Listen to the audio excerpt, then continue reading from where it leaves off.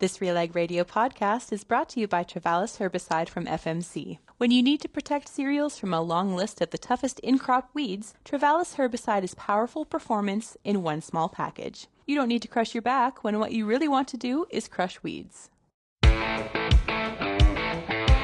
It's time for RealAg Radio on Rural Radio Channel 147 on Sirius XM.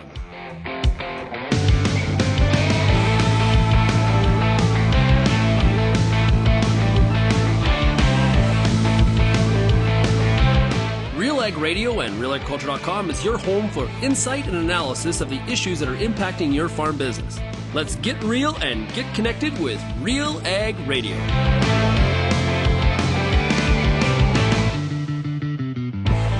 Hello and welcome to RealAg Radio here on Rural Radio, Channel 147, Sirius XM. I am Lyndsey Smith. It is March 26th. It is Tuesday. It is Tuesdays with Lyndsey. So here I am, back where I should be in the Tuesday time slot. So welcome here. Thank you so much for joining me. We've got an excellent show lined up. There is a lot going on in the world, and so I have reserved the last segment of the day to cover the news. There is so much happening. I honestly, yesterday, thought it was kind of a slow news day and then realized as of this morning, no, that's not true. So yes, hang around for the end. We've got lots of breaking news, some really cool stuff happening, some not so good, some good. I'll try and balance it. There you go. I did want to send a shout out to a couple of people who did what I asked. Last week, I said, hey, why don't you volunteer your neighbors to be on the Farmer Rapid Fire? And oh my goodness, everyone, I am so proud of you.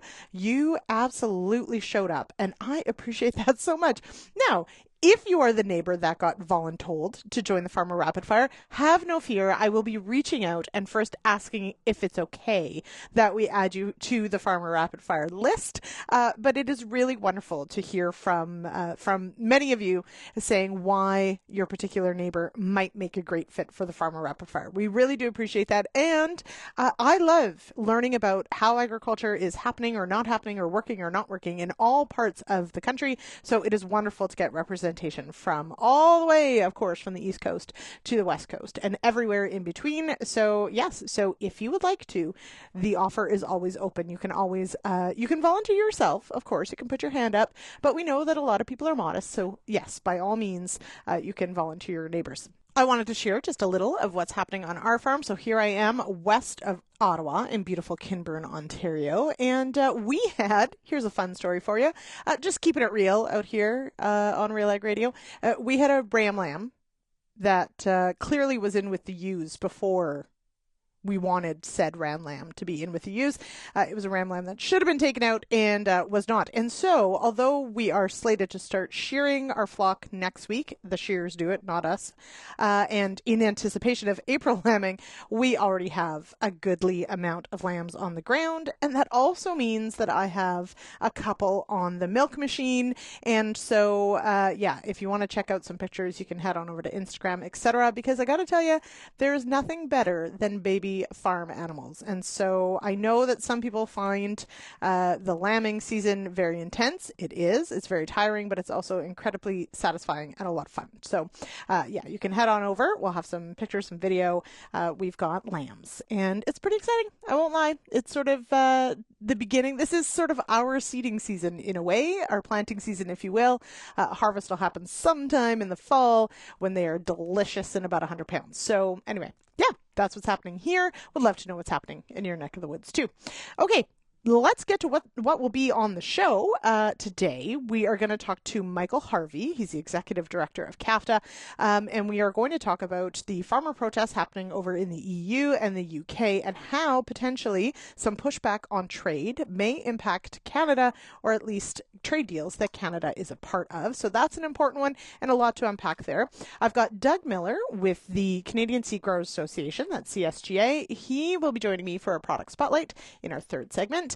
Then we are going to hop to Alberta and talk to John Conrad. Now, he is an assistant deputy minister with Alberta Agriculture and Irrigation, and there was an announcement made last week about the new Western Crop Innovations organization. So this is taking the Field Crop Development Center that was established in 1973, and this is a rebranding of this organization. There's a new board in place, and most of the activities are going to take place at Lacombe. The FCDC had been living at Olds College for the past couple of years, and so we're going to delve into sort of what happened, what precipitated this announcement, and what WCI, so Western Crop Innovations, may end up looking like and what they will be doing. So stick around for that. And then, yes, as promised, we've got a lot happening in the news that is, of course, incredibly important. Yes, we've got some information at least about the giant container boat, the Dolly, slamming into a giant bridge in Baltimore, and we will recap very briefly how important the Port of Baltimore is to agriculture, but we will have much more on tomorrow's show. So we are definitely lining up interviews to cover this topic more in depth. So be sure to check out tomorrow's show, as well as we'll have more on just how important the Port of Baltimore is, and if something like this obviously is going to have an impact on movement and just how much impact it may have.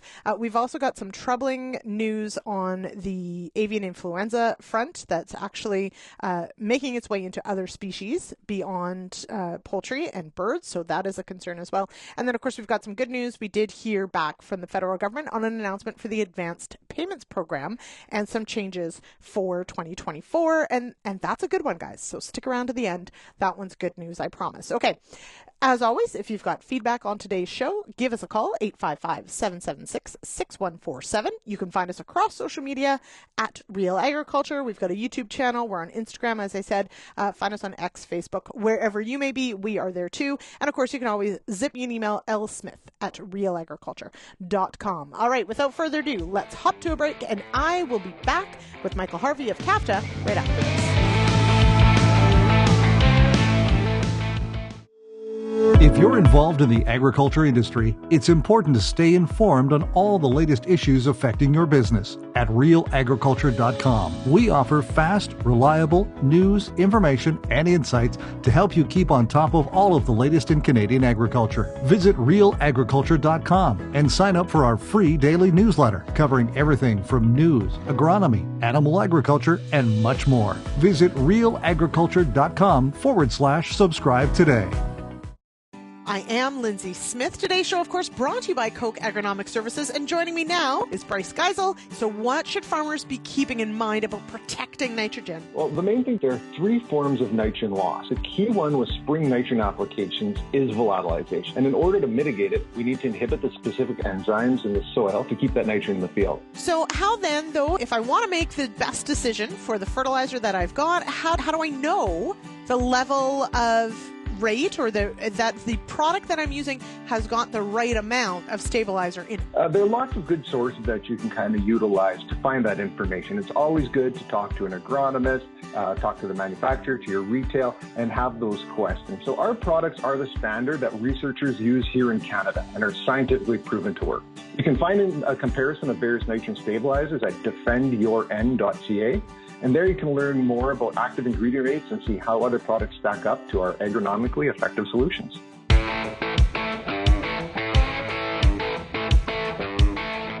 Welcome back to RealAg Radio here on Rural Radio, Channel 147. I am your host, Lyndsey Smith, and the answer to your above-ground nitrogen loss problem is Anvol Nitrogen Stabilizer from Koch Agronomic Services. To learn how Anvol's dual active ingredients deliver extended protection, visit kochag.ca. That's KOCHAG.ca.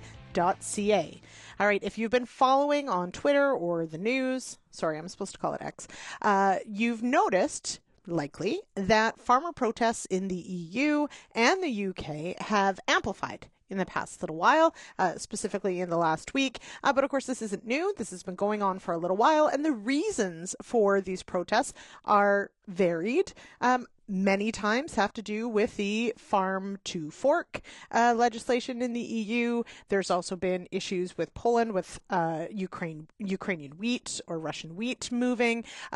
It's not any one issue per se. However, as you heard yesterday on today's show, and if you've been reading along as well, French farmers farmers are saying that they don't want to ratify CETA. So that's the trade agreement for the EU with Canada. And increasingly, trade is becoming a sticking point with UK farmers, with European farmers who are feeling rather protectionist. So they would like their markets protected for themselves. Now, of course, Canada is a trading nation and we supply a lot of the world's meals. So it's incredibly important, obviously, for Canada that we be on top of this and recognizing how some of these trade deals have to happen or could happen or maybe stalled if some of this pushback occurs. So to have that conversation, we're going to go to CAFTA and have a discussion on just how important trade is to Canada and what is going on with CETA. Joining me now to talk about the importance, of course, of trade to Canada, it's Michael Harvey. He's the Executive Director of CAFTA. Michael, welcome here. Tell me a bit about who is CAFTA, what does CAFTA do? Thank you, Lyndsey. So CAFTA is the Canadian Agri-Food Trade Alliance. We are a coalition of organizations that represent the agriculture and agri-food sector that exports. So we represent cattle farmers and feedlot producers. We represent the pork sector. We represent pulses, cereals, canola, both the producers and the other elements of the value chain. And we represent Canada's food processors.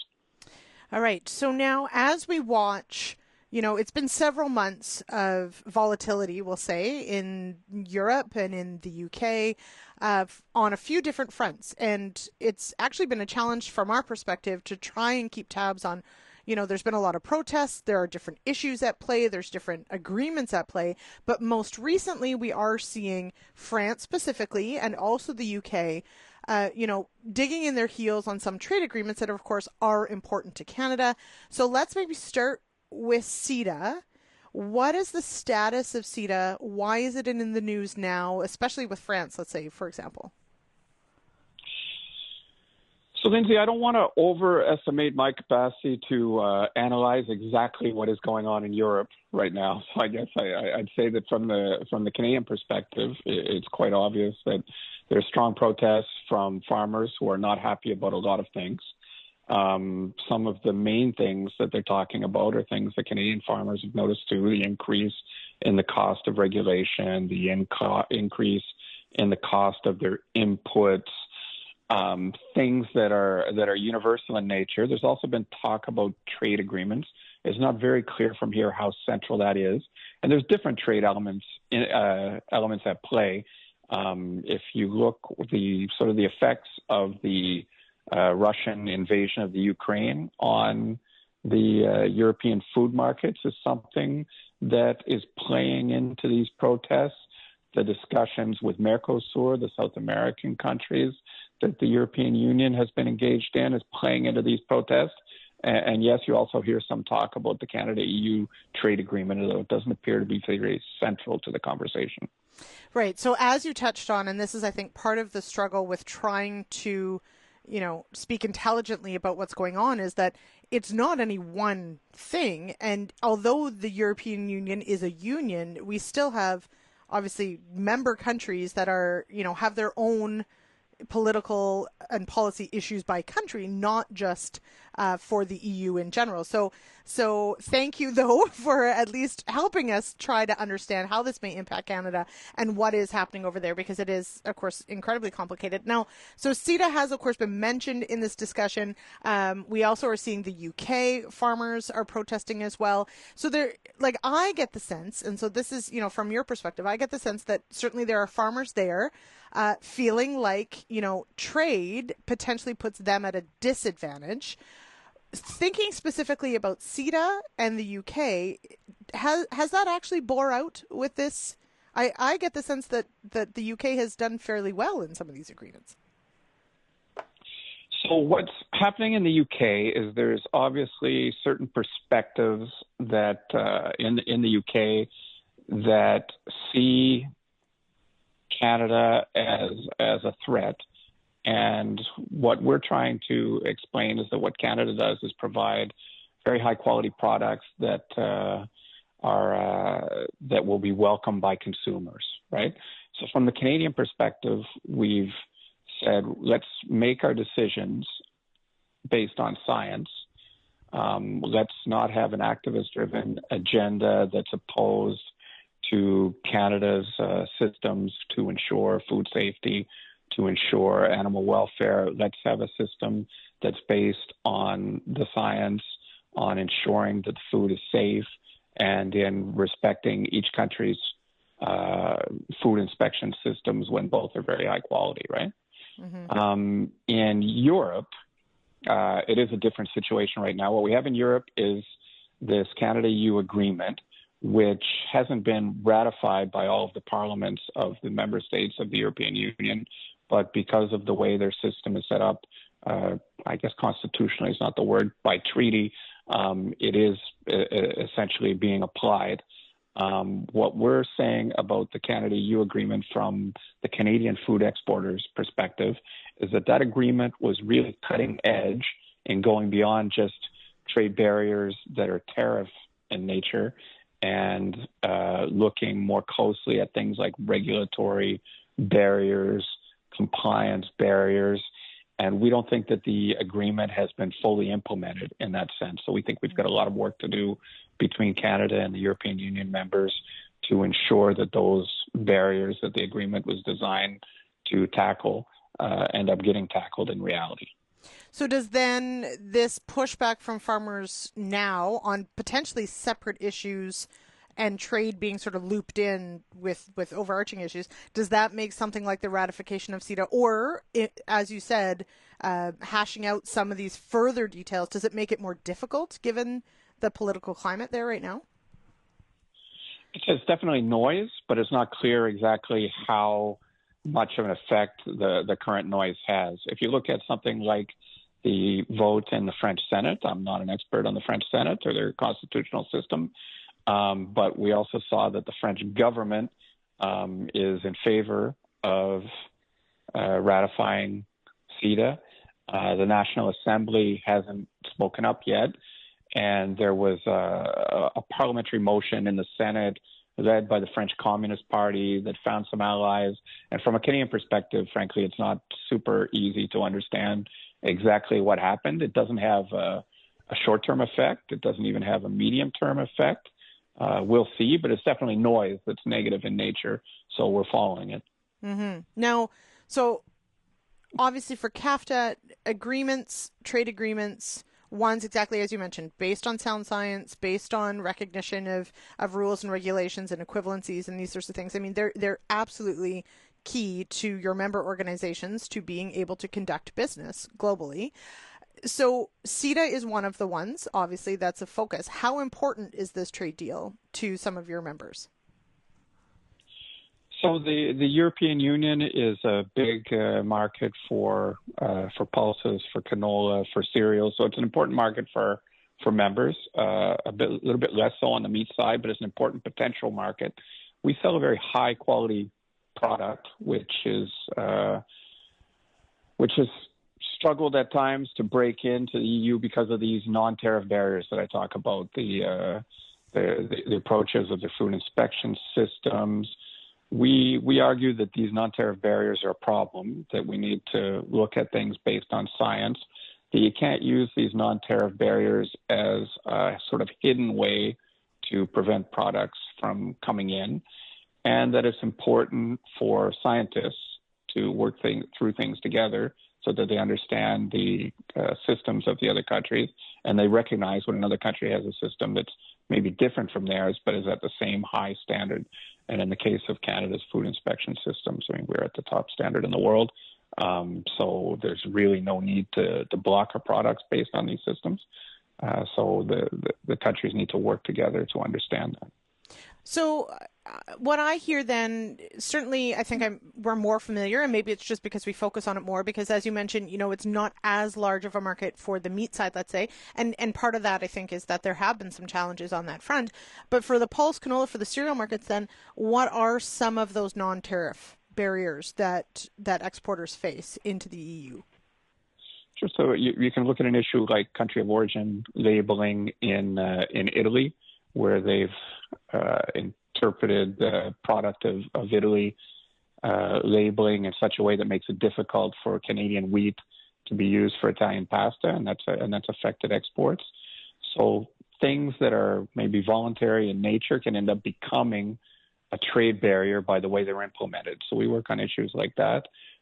We also work on issues of how crop protection is interpreted in the European systems, how technological improvements in production methods are interpreted in the European systems, or say how the deforestation legislation in the European Union, which was designed to look at tropical rainforests in countries like Brazil and Indonesia, ends up getting applied to Canadian farmers in a way that doesn't exactly make sense and ends up becoming a trade barrier. Mm-hmm. I think that's a challenge in things like this and in other even domestic regulation, is that sometimes we apply rules or apply laws or those sorts of things to regions that, that's a non-issue, but it can create an issue simply because it's a broad or vague or general rule, but not necessarily specific to this case. So interesting to hear that happens in the EU as well. Now, one of the issues that we are hearing a lot in the news with these farmer protests that are happening in the UK, France, Poland, all over, different issues, yes, but as we mentioned, trade has come up in this last week, let's say, more front and center with some of these farmers. From CAFTA's perspective, I think most Canadian farmers, especially, the majority of them who are reliant on trade, understand the importance of trade to Canada as a trading nation. How does CAFTA, or what message does CAFTA bring to your counterparts in the EU, in the UK, to talk about the value of Canadian product to these markets as well, to keep trade front and center for these economies? So we work more closely with the Canadian government rather than on the ground in other countries, bringing the Canadian government the information that it needs to be able to support industry in those countries. We don't think it's necessarily positive to get involved in the political debate in other countries, especially when things are heating up and you're not really sure what's happening. We're a bit distant, so we don't try to play in it directly, but we work closely with the Canadian government to get our points across. All right. Okay. We will keep tabs on this, of course. And Michael, I do thank you very much for making time for me on pretty short notice. I'll let everybody know. I do appreciate the access and answering my questions today. So thank you for joining me on the show. Thank you. Anytime. All right, we'll leave it there for now. We're going to hop to a quick break, and I'll be back with today's Product Spotlight right after this.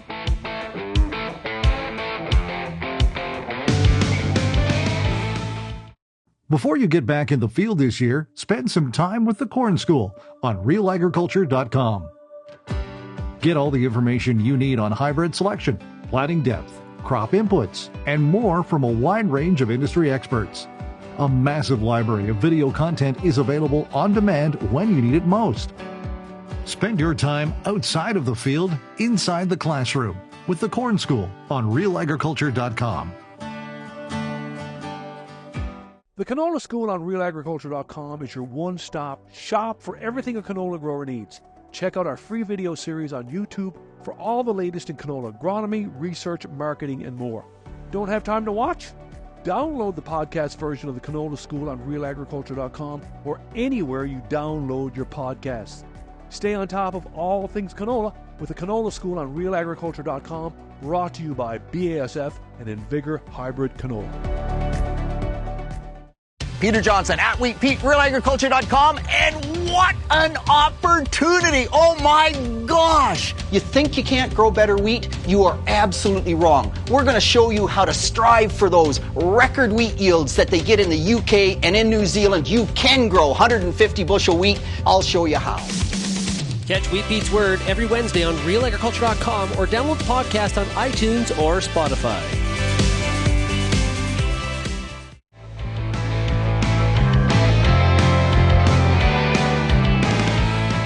Welcome back to RealAg Radio. I am Lyndsey Smith, and it's time for our product spotlight of the day.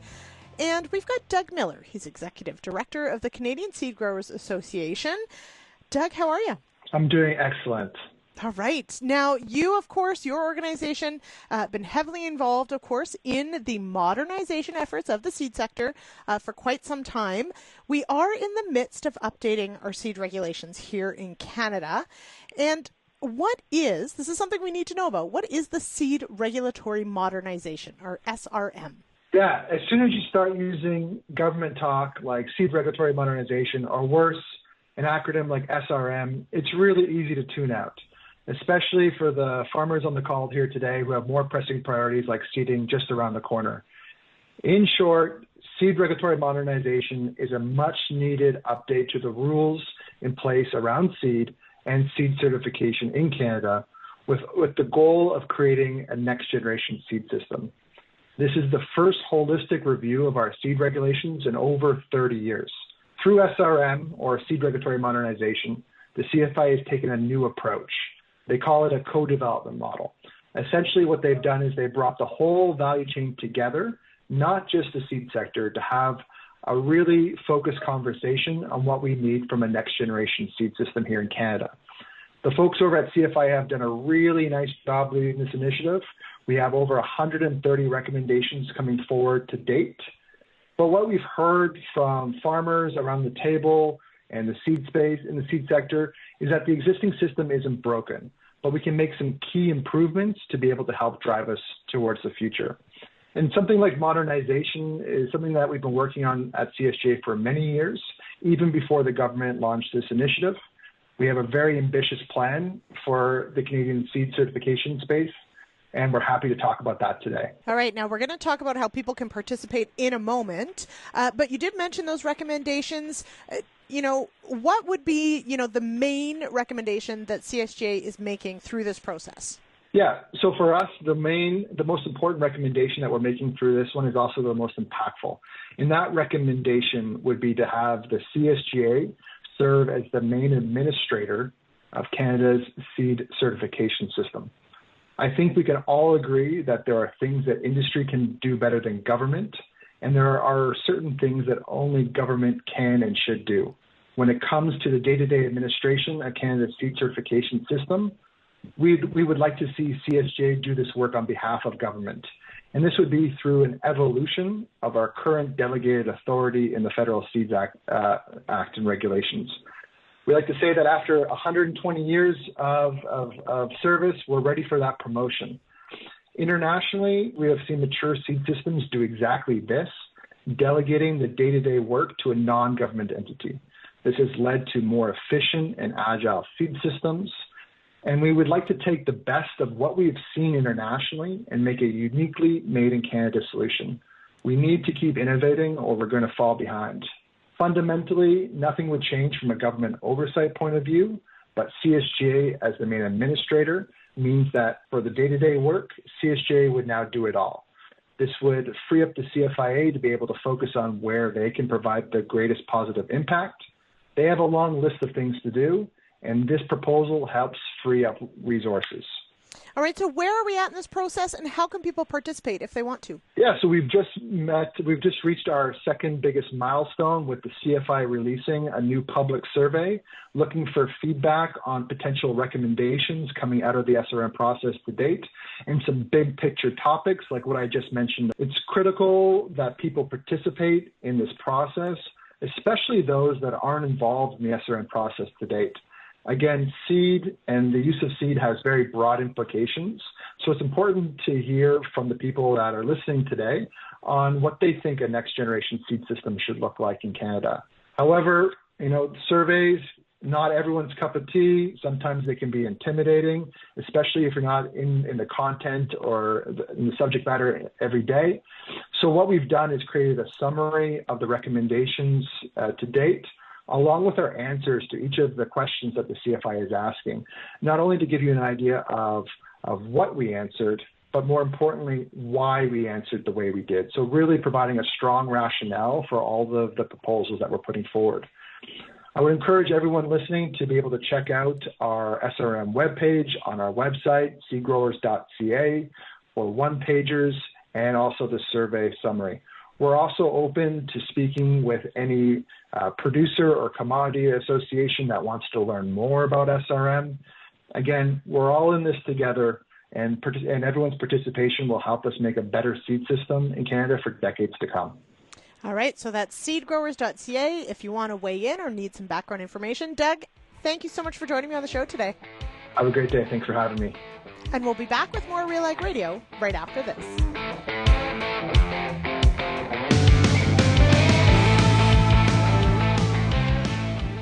What's next for your fields? At Pioneer, delivering industry-leading genetics drives everything we do. From the scientists in the lab to our local teams with boots on the ground. We are determined to get there first. Developing top-performing products, proven in more growing conditions than ever before. Pioneer. What's next happens here. Visit pioneer.com/Canada to learn more. Hi, I'm Bernard Tobin, host of the Soybean School on RealAgriculture.com. Throughout the year, on the Soybean School, we'll bring you timely agronomic video content from planting to harvest, from the latest agronomic research to the latest in production technology. Check out our massive video library on YouTube, RealAgriculture.com, or download the audio podcast versions wherever you get your podcasts. The Soybean School is brought to you by BASF and Syngenta Canada.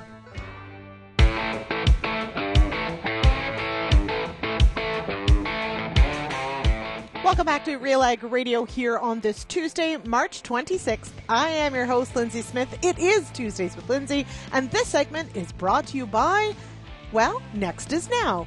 Next thing you know the next thing. Next is Now is a short podcast discussing agriculture's emerging next-gen tech and trends as they're happening in our industry. Next is Now is presented by GFL Ag. Listen where you get your podcasts today.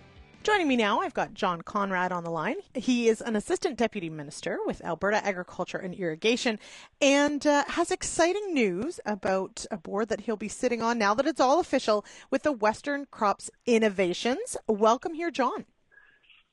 Oh, thank you very much, Lyndsey. It's great to be with you this morning. Okay, so this news I think came out late last week, so we're digging into what this all means and what this is.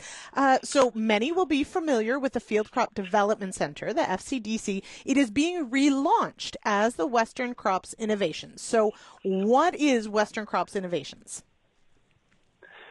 Right, so thank you.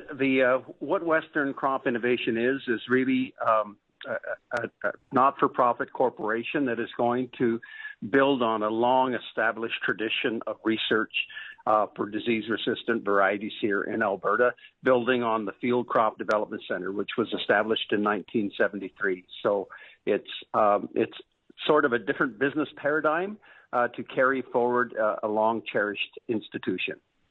So what has changed? So I think that's a key part of the story that we're trying to sort of understand is you did mention it's a not-for-profit, so new name, sort of a changing focus, being housed at the Lacombe Research Station, I think. Is that true? Yes, for the moment and for the foreseeable future, we believe a good chunk of the work and the research and trialing will remain in the Lacombe region. But just to back up in terms of your question on what's changed, I think the seeds of change really began in 2019, 2020 when our government, we're the last public service that did agricultural research, and we transitioned out of those research programs and put them out to the private sector and also post-secondary institutions. So at its heart's core, that was the beginning of this change, Lyndsey. And more recently now, we've trialed a few things over the last 3 years, but we've realized we have to tweak things a little bit to be a guarantor of success going into the future. So I think the seeds of change, no pun intended, were sown in 2020. And this now, we're building on lessons we have learned over 3 years of a pilot program. And we're making some adjustments that we know will be a guarantor for success going forward. Right. So this program did transition to under Olds College, now transitioning back to be led by the government and, of course, a board of directors. Now, what will the WCI focus on? Will it be that continuation of the barley and the lines that FCDC is known to be working on? Is it an expansion plan from that? So that's an outstanding question, and pardon me, sorry, I'm just getting over this a prairie's cold here.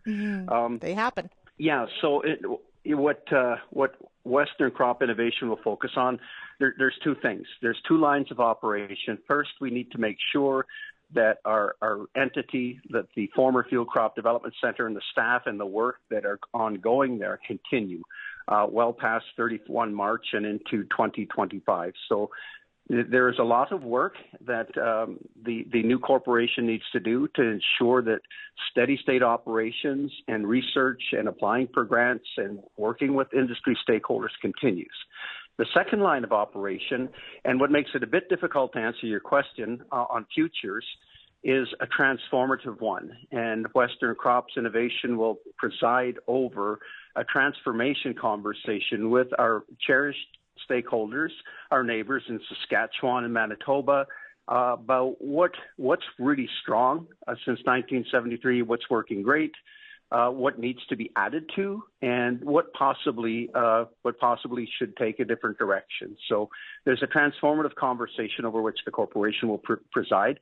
And maybe better for you and I to talk in 6 months to answer that one part of your question about dealing in futures. Absolutely. It's always nice to know what's up and coming. So that is a key part, though, I think that you've hit on, is that this is, a restart in a way and signaled by the change in name and a new board and those sorts of things. Now, you did mention, though, in thinking back to where sort of this started, where the Alberta government completely, there was a lot of movement of where programs went and as you mentioned, to the private sector, to post-secondary education institutions.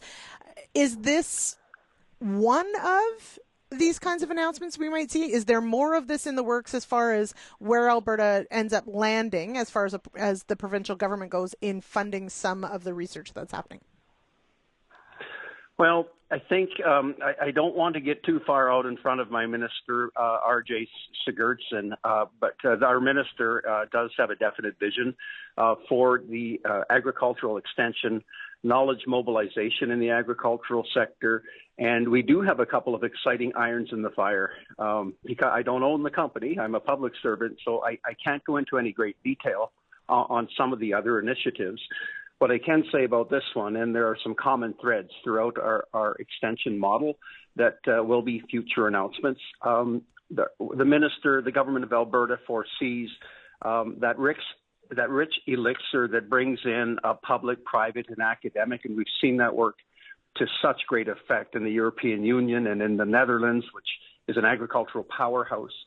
And although I said the transformative work is still to be presided over by the new corporation, we do foresee a business model going forward that blends those different pastels and brings participation in from industry and private, as well as a strong representative public slice. I think I don't think the minister would be upset with me for telegraphing that we feel that the public side of funding research like barley breeding and the kind of work that FCDC, Field Crop Development Center, has excelled in does need to continue. So I think that's probably the limit of where We'll keep listening for more. All right, John, thank you so much for joining me. And as you mentioned, there'll be lots to cover, of course, in the months ahead as the Western Crop Innovations gets rolling. So thank you so much for joining me, John. All right, so there you have it. We've got a new board in place for Western Crop Innovations, and we've got barley breeding continuing under that program, probably a few other things that we'll have to wait to hear about. Now, this is, of course, some news, as John alluded to. It's sort of a return to bringing some of the research and extension back under the provincial purview that had actually been sort of pushed off to other organizations. I'm going to guess that there are some of you out there that have some thoughts about this, or how the last 4 years of extension and research in Alberta under the provincial government has gone. I'd love to get your feedback. 1-855-776-6147 or zip me an email, lsmith@realagriculture.com. I know this is a conversation we've had many times, and certainly there has been a lot of change in a short amount of time regarding research and extension in Alberta, and so we will, as promised, try and keep up with how things are going to shake out over the next little while, because it does sound like there is still some change in the works. Also, the best answer for agronomically effective dual nitrogen protection, Super U, premium fertilizer from Koch Agronomic Services. To learn how this ready-to-use granular fertilizer product protects nitrogen and boosts efficiency, visit kochag.ca. That's KOCHAG.ca. Let's head to a break, and I will be back, as promised, with a news segment for the show right after this.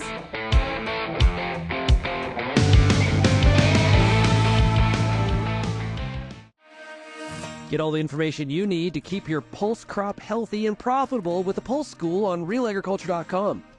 The Pulse School is a free YouTube video series covering agronomy, research, and more across a host of different pulse crops. It's also available as an audio podcast wherever you download or stream your favorite podcast. Check us out on YouTube or visit RealAgriculture.com. The Pulse School, brought to you by BSF Canada.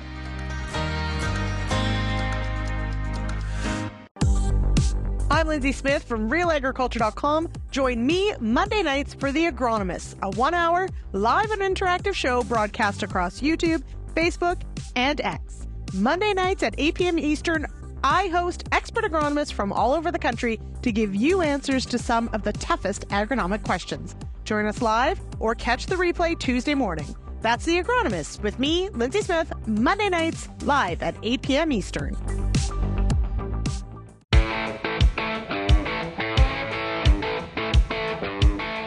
Welcome back to Real Ag Radio here on this Tuesday, March 26th. I am your host, Lyndsey Smith, and this segment is brought to you by MNP. The deadline to sign up for AgriStability is April 30th. Thanks to recent program changes, AgriStability coverage levels have improved significantly for 2024. To gain a better understanding of how AgriStability and other programs can improve your farm's risk management plan, visit mnp.ca.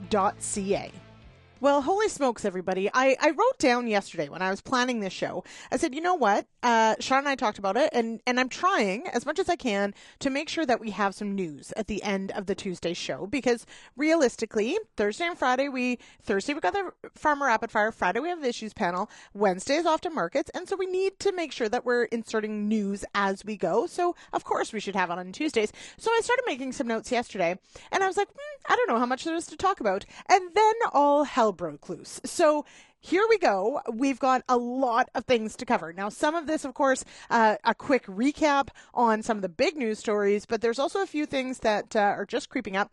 But let's start with, just quickly, I want to send a shout out to Lyle Cowell and Peter Johnson. They joined me last night on The Agronomists. We talked about phosphorus, specifically starter fertilizer phosphorus decisions. We talked about planning phosphorus over the whole rotation, and we had just an excellent show. Absolutely excellent. Some great discussions, a lot of laughs, amazing questions from the audience, and we didn't actually get to them all. So I did want to direct everybody, if you haven't seen The Agronomist or you didn't catch last night's show, it goes at 8 p.m. Eastern live on YouTube, Facebook, Twitter, all those things. But it also lives at realagriculture.com/agronomists. That's with an S. Or on our YouTube channel, just click on our live tag and you'll find it there. So go check it out, watch it, send your questions, because we didn't get a chance to get to all the questions. So Pete has promised that he will pick up some of those questions and cover them in the Word, Pete's Word, that goes tomorrow. Happens every Wednesday. So if you've got questions on starter fertilizer, on fertility, zip them along to Pete or to me, lsmith@realagriculture.com. We'll try and get all those answered. Okay. On to the news. You probably have been hiding under a rock if you haven't heard about a giant container ship that smashed into a bridge in Baltimore. Now, this is obviously a tragedy and incredibly, incredibly frightening to watch. There's actually video of it happening. It happened in the dark, in the wee hours. And of course, as the sun came up, dealing with the disaster that it is. We're gathering some information, though, from the agriculture perspective. So first of all, for Baltimore, 31,000 people cross this bridge in a day. So can't imagine how disruptive it will be to the city on the whole. But for agriculture equipment, the Baltimore port is actually incredibly important. So we've got some stats.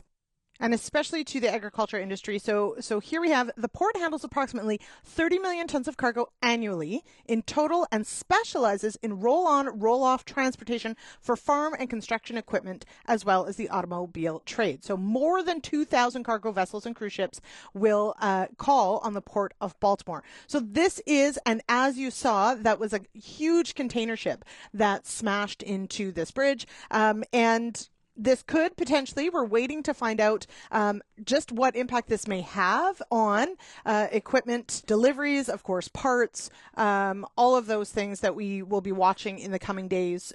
Of course, the longer the port is disrupted, the more of a disruption this will have down the line. Of course, none of that really matters today. Today is all about, of course, search and rescue and recovery as well. So it's been deemed a mass casualty event, and it is absolutely just devastating to watch and to see.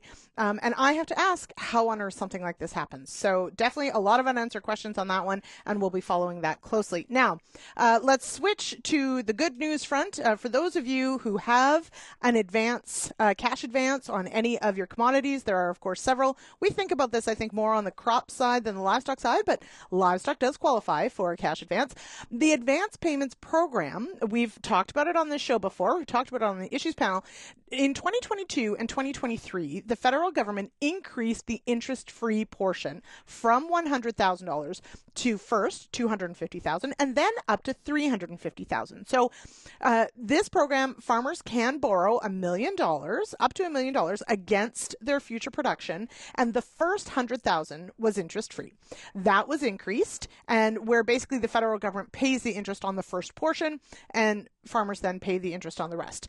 We were told and had been asking if there was any indication if for 2024 that level, that expanded level, that 350,000 would continue into 2024. But all indications earlier this year anyway was that the advance payment program was going back to the pre-2022 levels of just 100,000. However, yesterday, Minister for Agriculture and Agri-Food Lawrence McCauley announced that for the 2024 season, the interest-free portion would be expanded to $250,000. So not the $350,000 that was available in 2023 for the interest-free portion, but more than the pre-2022. So for all of you who have secured an advance payment or a cash advance for 2024, we are digging in to see when this takes effect, and just to clarify, to make sure that it essentially will apply to all cash advances for 2024, even if you took them out before this announcement. So we are looking into that. Stay tuned to RealAgriculture.com for those details. But of course, anyone who's going to take out a 2024 cash advance, you will qualify for the first $250,000 being interest-free. That's interest that ends up getting paid by our government. So that is to the good. Now back to the bad. And if you'll notice, I'm going to oscillate between the good news and the bad news, because I try as much as I can to do the good, bad, good sandwich. It just makes bad news easier to take, I think, sometimes. Okay, but very serious news and definitely concerning, and a story that we're just starting to sort of figure out what exactly is happening. But it was Tyne Morgan, actually, who broke this story yesterday, and we've been following along. We've got confirmed now that there was a mystery illness in some Texas dairy cattle that has been confirmed as highly pathogenic avian influenza. So it is influenza A. It is HPAI, the highly pathogenic avian influenza. Now, as of right now, USDA and APHIS are not confirming whether cow-to-cow transfer has occurred, or certainly if cow-to-human transfer has occurred. It does appear that these cattle have contracted avian influenza. However, they're not necessarily spreading avian influenza animal to animal. Now, why is that important? Again, I'm not a microbiologist by any stretch. However, one of the things I suppose we have learned with the COVID pandemic is we've learned a lot about how viruses act, and it's really important to recognize that interspecies sharing of viruses is very bad. And so the fact that the cattle contracted this is not necessarily rare. We have other instances and other reports of wild animals, wildlife contracting this. What is very bad, if it were to happen, is if the virus mutates to the point where now a new species can actually spread the virus themselves, that becomes incredibly worrisome. So as of right now, we do have reports, of course, of the wildlife on the west side of the U.S. that had been confirmed to have contracted avian influenza. But now we have dairy cattle in Texas, and also, there was a goat confirmed to have contracted highly pathogenic avian influenza as well in the U.S. So does this happen? Yes. Is it concerning? Absolutely. Does it necessarily raise huge alarm bells? Yes, but maybe not quite at this point. So definitely something to look for. As any poultry producer will tell you, just the fact that avian influenza has been, this highly pathogenic strain has been around this long and is still showing up and is showing up in other species is definitely concerning. We are coming into spring. We are into the migration. This becomes a very scary time for anyone with poultry and really does speak to the importance of strict biosecurity measures when it comes to managing your poultry, anyone going in and out of barns, all of those things. So we will continue on this story. This is definitely a new one. It is pretty fresh. We don't have necessarily a ton of details yet, but we will keep going on that. And of course, thank you to Tyne Morgan for getting that report out yesterday. Okay, do I have a good news story to follow up on that one? I don't, and I apologize, but we could be looking at another strike. This time, both CN and CP could actually be on strike at the same time. Say it ain't so. I also should correct myself. It, of course, is CPKC, Canadian Pacific Kansas City, formerly CP Rail. But for the first time, we actually have both our railways steaming towards, see what I did there, a potential labor disruption at the same time. So we have been following this sort of in the background for a while, and you'll know, of course, if you listen to the issues panel, that often, we have these labor agreements that they're usually more staggered, but they seem to come up every year, every 2 years, and we end up at an impasse and potentially in a strike position. And this is an overarching, very large issue, sort of this labor disruption issue that the government has been trying to tackle in different ways over time, whether that's legislation, whether that's, deeming agriculture goods essential and not allowing those to stop during strikes. Either way, in early April, so coming up very quickly here, both CN and CPKC are potentially looking at a labor disruption. And this would, I don't need to explain this to anyone in Western Canada, one railway going on strike is bad enough. To have both, realistically, in the West, so much of what happens is completely predicated on the rail system, and it would be absolutely devastating to have a strike happen on both at the same time. So we will keep you posted on where those discussions go. We are anticipating by end of next week, I believe, we'll have an indication as to where this all sits. So stay tuned for that. For sure, we'll be keeping you updated on what happens in the next 10 days as to whether or not both railways could be going on strike. All right, so I do have one good news story that I'm going to end on because I like to.